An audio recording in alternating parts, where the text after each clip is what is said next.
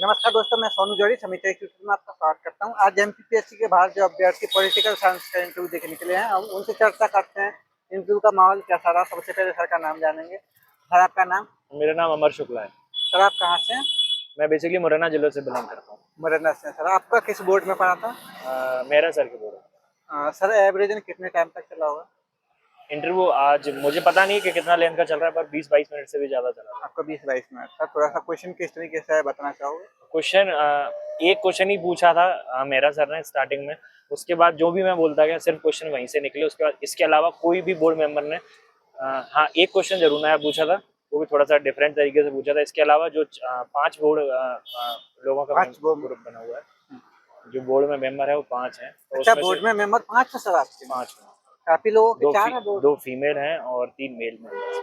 5 question क्या क्या question आया, थोड़ा सा बताइए। क्वेश्चन मैं पीएचडी कर रहा हूँ, तो सबसे पहले उन्होंने पूछा कि पीएचडी क्या कर रहे हो, किसके क्या करना चाह रहे हो, आपके ऑब्जेक्टिव्स क्या हैं, तो अभी तक कितना काम किया है, बाकी और भी क्या पीएचडी के साथ में अपनी शोध कार्य के अलावा और भी क्या काम करते हो। यहाँ से बातचीत स्टार्ट हुई थी। और दिल्ली यूनिवर्सिटी के बारे में पूछा, क्योंकि मैं दिल्ली यूनिवर्सिटी से मैं पॉलिटिकल साइंस ऑनर्स मैंने वहाँ से किया हुआ है। बाकी ये भी पूछा कि पीएचडी, फिर अभी मैं डीएवी यूनिवर्सिटी इंदौर से पीएचडी कर रहा हूँ। फिर ये पूछा कि पीएचडी यहाँ से क्यों कर रहे हो। बस इसके बाद जो क्वेश्चनिंग जो स्टार्ट हुई थी, वो सबसे पहले स्टार्ट हुई थी कि जुडिशियल एक्टिविज्म क्या होता है और आप किस तरह से उसको डिफ्रेंशिएट करते हैं जुडिशियल ओवर रीच से। यहाँ से क्वेश्चन स्टार्ट हुआ था। उसके बाद कॉलेजियम सिस्टम पे भी क्वेश्चन पूछे, उसके बाद बेसिक स्ट्रक्चर पे भी क्वेश्चन पूछे, उसके बाद पार्लियामेंट्री सुप्रीमेसी और कॉन्स्टिट्यूशनल सुप्रीमेसी उसके ऊपर भी क्वेश्चन पूछे थे।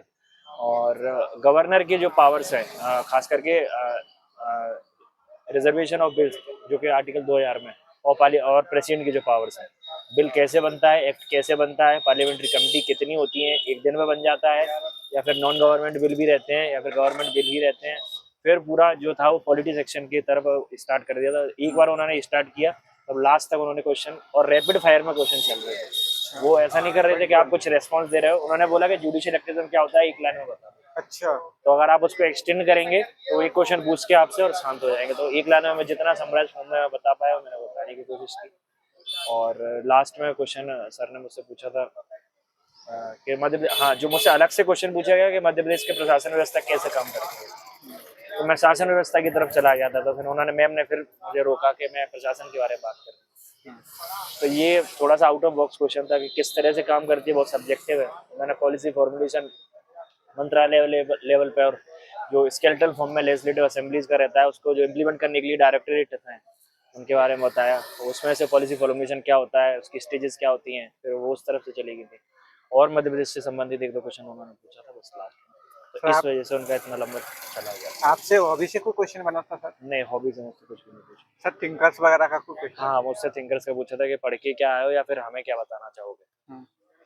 तो मैं जब बताना स्टार्ट किया था, वो लेकिन नहीं दूसरे मेंबर ने टोक दिया कि नहीं, इस तरह से नहीं, इनसे ये पूछिए कि अगर ये कॉलेज में जाते हैं, पढ़ाते हैं, यूनिवर्सिटी में पढ़ाते हैं, तो लेटेस्ट में इन्होंने कौन सा लेक्चर लिया है। तो मैं तैयार भी उसको करके गया था, क्योंकि मैं यहाँ इन्वॉल्व भी हूँ। तो मैंने बताया theory of justice John Rawls की, तो आप उससे बताइए। तो मैं उसको एक्सप्लेन करने लगा। तो एक्सप्लेन करने की जगह बस उन्होंने बोला कि आपके जो की टर्म्स हैं आप उनके माध्यम से बता दीजिए, जिससे हमें समझ में आया कि जरूरी क्यों है और उनके क्रिटिक क्या है।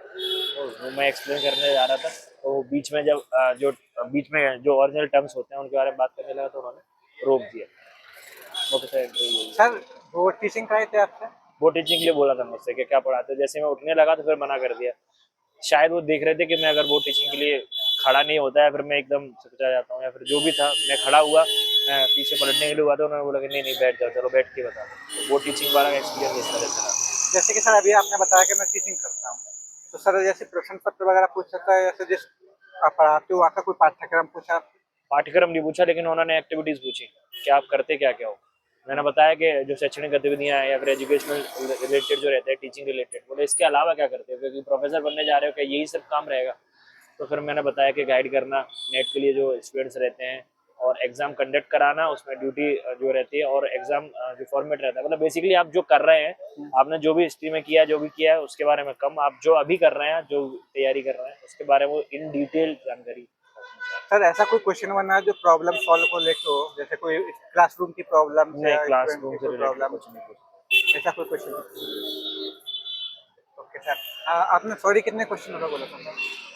सॉरी मैंने एक ही पूछा। ओके सर, बहुत अच्छा लगा कि आपने हाँ सर- मैंने लास्ट में जरूर सॉरी बोला था जब मैं निकल रहा था वहाँ से। मैं चेयरमैन सर की तरफ देखते हुए, मैं सबों की तरफ, बोर्ड मेंबर्स की तरफ देखते हुए मैंने बोला कि सर मैं आते समय ग्रीट करना, थोड़ा सा नर्वस हो गया था, मैं ग्रीट करना भूल गया था, माफ़ी चाहूँगा, आप सभी का दिन शुभ हो। तो मैं ये कह के फिर बाहर।